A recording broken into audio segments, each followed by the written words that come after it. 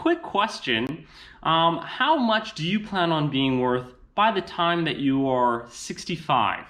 And the reason I ask is because sometimes when we think about retiring and that far down the road, it is so abstract to think about, it's hard to comprehend.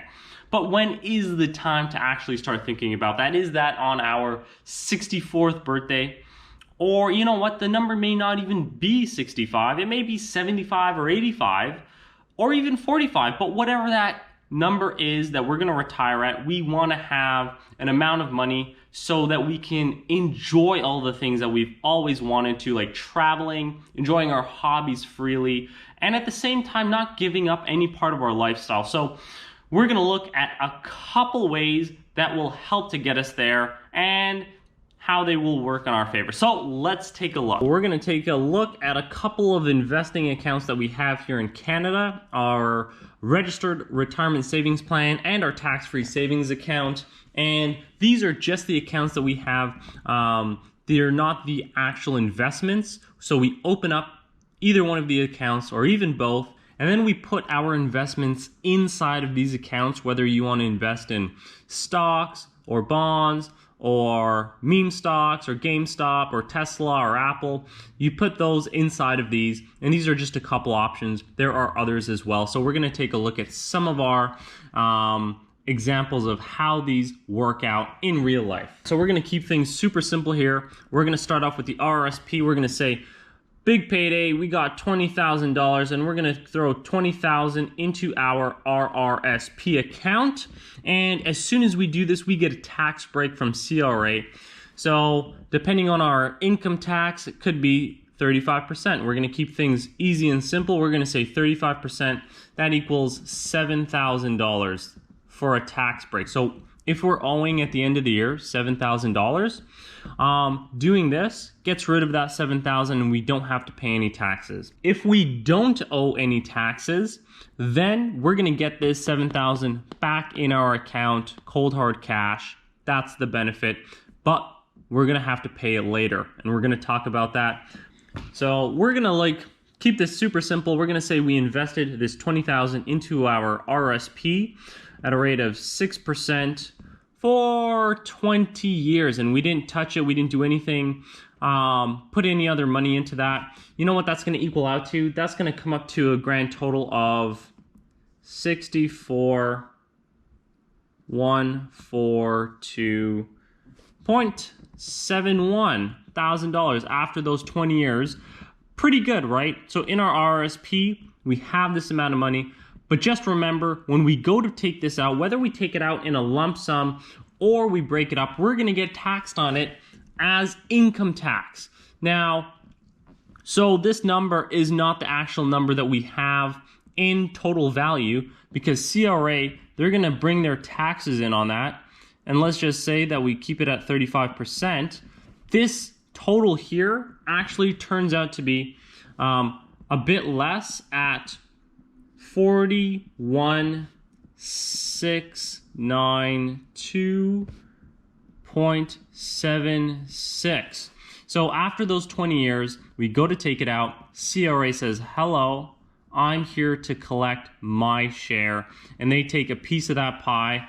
And this is a variable rate. So our income tax rate will change throughout the years, whether we earn more or less. The idea is that we'll be in retirement, so we might not have that much income coming in, and this might be a bit lower, but CRA still gets their share at the end of the day.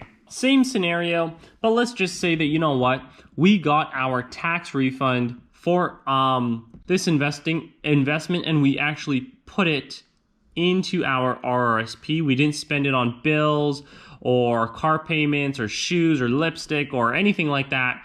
We said, you know what, we're gonna make the most out of this tax refund and we're gonna put it into that account for a better rate of growth. So let's see what happens if we were to do that and turn this $20,000 into a $27,000 investment over the same period of time. So what does that come out to? That turns out to be 86,592.66. Now, just like the last scenario, this number isn't the number that we actually get when we take out our money. We remember that CRA will come in and they say, you know what, I'm going to take my 35%. Thank you very much. And this $86,000 then becomes 56,285.23. So a little bit better than our last scenario because we had more money working for us because we put the 7,000 in as well. But just remember that CRA comes in at the end of the day and they say, you know what? I get a piece of the pie. And that this whole time after these 20 years and you taking your risks and putting your money in and choosing the right investments, they come in and say, you know what? I'll take it when it's all said and done and everything is already fully grown. Then I get my share of the pie. And guess what? They're always going to get paid. They're always going to get paid. They're always going to take a piece of that pie. So that number in our RRSP account isn't the actual number that we have if we were to take it and put it into our checking account, whether a lump sum or for payments. So that's what it might have looked like if we use our RRSP.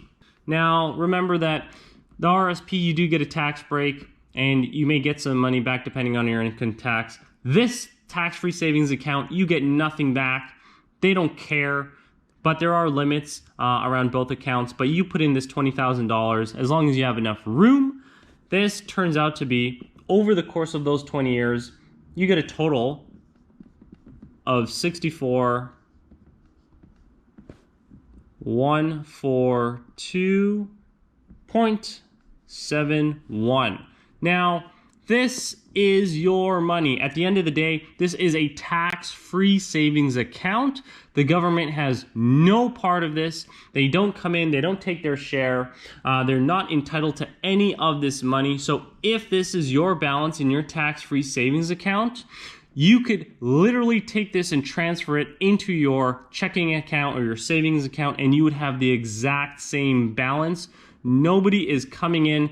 CRA can't come in and take your money or take a piece of the pie. This is your income that you invested, and CRA has nothing to do with it because it's in the tax-free savings account.